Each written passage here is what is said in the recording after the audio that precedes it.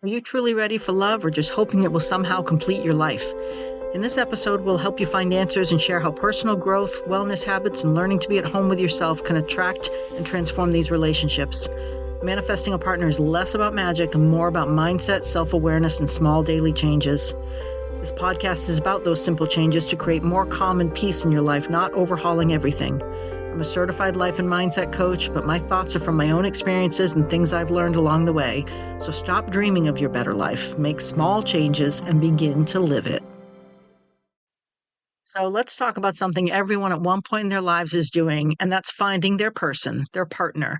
And today we'll talk about manifesting one, but not in the social media version where you say a few words, you make a vision board, and then you wait for the universe to deliver. This episode goes much deeper, and it's honestly more work, but it was so worth the effort for myself and for my new partner. So I thought I would share how it helped me, and maybe it'll help you. This is about growth, self-awareness, and learning to be deeply at home with yourself first. It's less about finding the right person and instead being the right person first and foremost. So a few years ago, I wanted a partner so badly, and I thought if my heart was open and I was trying and I was putting myself out there, that would be enough. Maybe some of you are feeling this same way, that you have a lot of love to give and you feel ready for connection. And you wonder, why has this not happened yet? Are there really any good potential partners out there? And this goes hand in hand with finding good humans, which I talked about in episode 50. But sometimes underneath that wondering is fear that maybe you're missing something. Maybe you'll never find the right one. Or worse, maybe you'll have to settle in order to offer and receive love. But something I figured out along the way is that wanting to be with someone is not the same thing as being ready to be with the right someone. After my divorce, I had to face the reality that I did not actually know how to be alone in a peaceful, grounded way. Now, don't get me wrong, I'm about as independent as they come. In fact, part of what I had to learn was to let go a little bit more and stop requiring myself to be the one in control all the time. I could manage life, pay my own bills. Hell, I figured out how to remove and reinstall a ceiling fan on my own. It's amazing how easy YouTube makes things today. I'll admit, I did call my daughter at one point and said, okay, I'm going up on a ladder. I'm holding onto this ceiling fan that I need to screw in. If you don't hear from me in a half hour, you might need to check on me. And I had no problem going out on my own, but being truly content on my own, in my own space, without people around me, was different. There was still part of me that saw partnership as the thing that would complete the picture, that would fill up my nights and weekends. Working during the week was fine, but man, those weekends were hard. I found myself trying to force relationships. I was adjusting myself too much, accepting things that I shouldn't accept because that space was uncomfortable at first. Quiet can feel really loud when you're not used to listening to your own thoughts, but that's exactly what I needed to do. I had just come out of a 35-year relationship that I basically grew up in. So while I've always been independent, my emotional maturity grew intertwined with someone else's. So after about a year of trying to force things, trying to pretend that I was okay, I slowly allowed that space to become a teacher. I started doing things on my own, more at home, instead of drowning out the silence. I stopped trying to fill that time outside. I stopped waiting for that right person to go places with, and I started going to museums on my own, taking day trips to Boston. I traveled and flew and tried new places. I went to events alone. I remember the first musical event, I had 2 tickets that I'd bought at least 6 months in advance, figuring I'll have somebody go with by then, and I didn't. And because it was a weeknight in Boston, none of my friends wanted to go. But I still dressed up in the outfit that I planned, and I went. And I was honestly a bit sad for myself at first. But then the singing and the music started, and I really enjoyed myself, and I realized I had to stop waiting for a plus one to live my life. And yes, at first it feels awkward. You notice other people's groups of friends. You wonder if you look out of place. But then something shifts if you allow it to. You begin to notice your own enjoyment more than anyone else's perception. And honestly, you stop giving a crap what everyone else thinks. I mean, if I were on a work trip, I would do this on my own and not give it a second thought. So why would I hold myself back just because I now threw a missing partner into the mix? You realize that you're allowed to take up space in your own life, with or without a partner beside you, and that shift is powerful.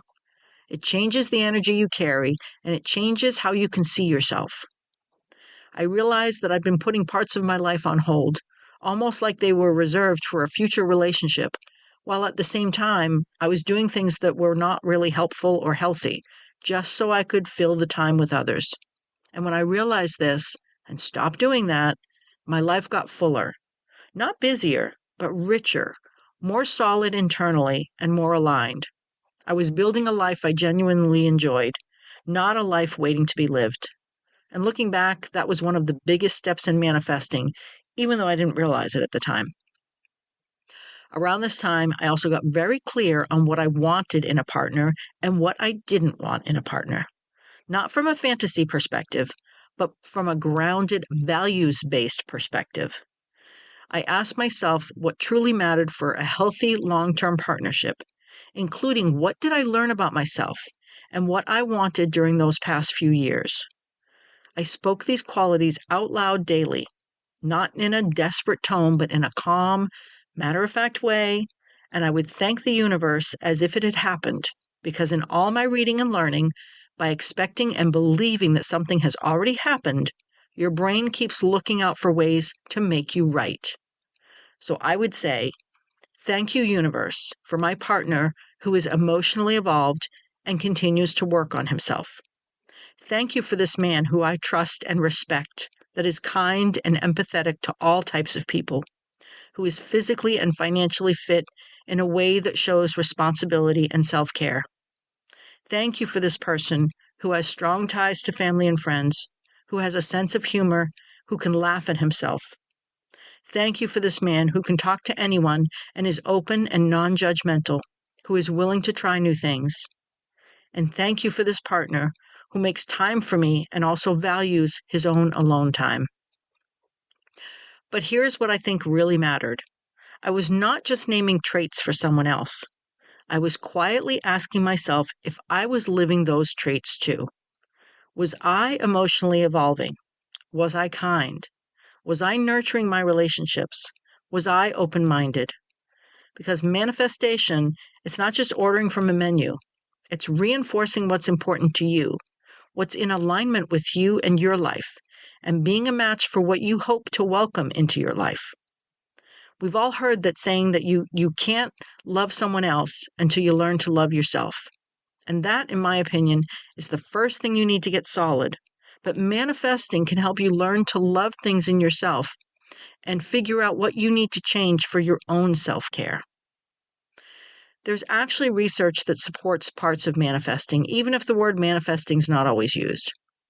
Studies in psychology on self-fulfilling prophecy and expectancy theory show that our beliefs and expectations influence our behaviors in subtle but powerful ways. When we believe something is possible and act in alignment with that belief, we tend to make choices that support that outcome. We notice opportunities, we show up differently, and we persist longer. One well-known research from psychologist Albert Bandura on self-efficacy shows that when people believe they can influence outcomes in their lives, they're more likely to take constructive action and achieve desired results. That's not magic, it's not woo-woo, and it's not just waiting for someone to do something to change your life. That is mind and behavior working together, creating powerful movement forward. And there's also research on visualization in sports psychology, showing that mentally rehearsing a desired outcome can improve performance and confidence. Athletes who vividly imagine successful performance often train more effectively and stay more motivated. In everyday life, visualization can work just the same way by helping us emotionally connect to the kind of relationship or life we want, which can then influence our decisions and boundaries. So as I was saying those thank yous to the universe, I was not picturing the man or what he looked like. I was picturing myself and how I would feel and act with that right person by my side. Not completing me, as the saying goes in that movie, Jerry Maguire, when we all melted at, "You complete me." No, that suggests that I'm not whole without someone, that I'm missing something, and that's not what we're talking about. Now, here's the cool part, is that after only 2 months of speaking out loud what my manifested partner was, I actually met him. And even cooler, he picked my favorite restaurant for a first date when I never mentioned it, and during our date, we actually talked about the whole "you complete me." And we both had the same reaction, that it wasn't to complete each other, it was to add to each other. And months later, when I shared my manifestation list with his sister, she could not believe how spot on my list was compared to him. Now, while I say I manifested my partner from the world, meeting the person is not the end of the journey. It's not all lovey-dovey, and especially when two fully formed adults come together who have past and current lives that need to try to blend. We bring our histories, habits, families, friendships, and sometimes old wounds with us. I started noticing some of my old patterns wanting to come back, the part of me that liked control, that wanted reassurances, the parts that sometimes tried to manage situations so I could feel secure. And I realized I was sometimes reacting to old stories instead of responding to the present moment. And even that awareness became another layer of growth. So I had to remind myself to let him be him, just like he wanted me to be me. Not in theory, but as a daily choice. Trusting that another adult can have their own rhythm and needs, and even if they're different than mine, that does not automatically mean distance. At the same time, I learned how meaningful and how much deeper a relationship can be when you create a safe space for someone to show their full self. Not the polite date parts, not just the impressive parts, but the human parts. Their true self, the tired days, the unsure thoughts, the vulnerabilities, the parts that we are both still working on ourselves. And in offering that space, we allowed ourselves to both continue to grow and heal while we still had fun and laughed. And this is where manifestation becomes less about getting and more about becoming and co-creating. It becomes about the environment that you help build together, and it's active, not passive. It's not just speaking things into the air. It's living in a way that makes room for what you're asking for. Manifesting can look like healing old patterns so they don't ruin your relationships. It can look like setting boundaries so you don't accept less than you deserve. It can look like building a life you enjoy so a partner adds to it rather than fills a void. It can look like saying yes to invitations, trying new environments, and being open to meeting people outside your usual type. Another powerful form of manifesting is emotional rehearsal. Instead of only picturing a person, you imagine how the relationship feels. How it feels to have a calm, respectful, playful, safe relationship. You begin to recognize them when they appear in real life, and you very quickly begin to recognize and see the red flags much sooner, and you can be less angry and more grateful that you saw them. And gratitude helps because when you appreciate what's already present in your life, you operate from sufficiency, from strength instead of lack. So let's reflect a little bit here. Ask yourself if you're looking for someone to complete your life or to share and add to your life. There's no judgment when you ask this, only to listen and be aware of your honest answers. Also ask whether the qualities you want in a partner are qualities that you're nurturing in yourself and are able and willing to offer. Not always perfectly, but in an intentional, thoughtful way. And maybe ask if there's space in your life for the relationship you want, emotionally and practically. And one of the things that you can use this time to do is figure out your love language. What warms your heart? How do you want to be treated? Not just with respect and honesty, which of course is the bare minimum, but what does a partner offer that makes you feel extra special? For some, the love language is gifts, even small ones, knowing that someone thought of you enough to get you something. For others, it could be appreciation, being acknowledged for what you do. Or it could be physical, intellectual, or emotional. There's plenty of online questionnaires out there if you're unsure. Mine is time and attention, and I made sure that my partner knew I don't need gifts or stuff. I want time, attention, making memories. That's how he can speak love to me. And while you're in the dating mode, stop putting so much pressure on these dates. Yes, continue to speak your manifesting thoughts of your next partner, but while you're dating, lessen that pressure of finding the right one. I got to the point in dating that I would first ensure we had a video call because, of course, dating in today's world involves online. So you have to not only make sure that we both were being honest about who we said we were, but also to have a quick conversation to even see if it flowed. If it didn't, then why waste anyone's time? But if the call went well, then I would just look at the date as a way to maybe meet a good person, have a nice meal, maybe at a restaurant I've never tried, And if it didn't click, then no harm, no foul, and no pressure. And while you're dating, remember that it's okay and probably necessary to just date yourself for a while. Be your own upgrade and treat yourself the way you deserve to be treated so you get used to that and expect no less from someone else. Making yourself a priority, practicing receiving compliments, kindness, and support is also part of becoming available for a healthy relationship. Manifestation, in my experience, is less about control and making something happen, and more about being clear to know what matters, to ask for what matters, and being honest and courageous enough to live in alignment with that. You don't have to do everything at once, because that's not what we're about here. We're about small changes. And you don't have to be perfectly healed. You just have to be willing to grow, to notice, to adjust, and then to choose differently if you need to choose intentionally and purposefully.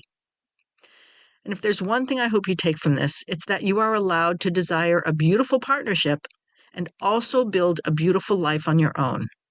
You can want and live for both and allow them to support each other. Your life does not start when a partner arrives. Your life is happening right now. And the more fully you live it, the more you appreciate your own life and happiness, the more aligned the people you meet become to it. So maybe this week, do one thing you've been postponing because you were wishing you had someone to do it with. Just do it for you. Show your life that you are ready to participate and take charge.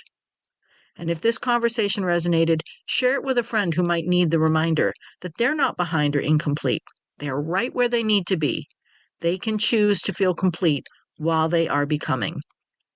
And if you enjoy these reflections, following and sharing the podcast always helps us reach others who might also need a gentle voice in their day. Thank you for being here, for growing, for reflecting, and for choosing yourself along the way, for choosing to love and appreciate the most important partner in your life, you. You are the first one by your side, and you will be the last one by your side.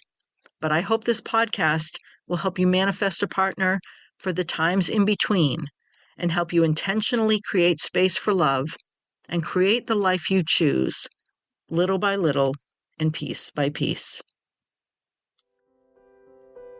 This podcast is based on my own life experiences.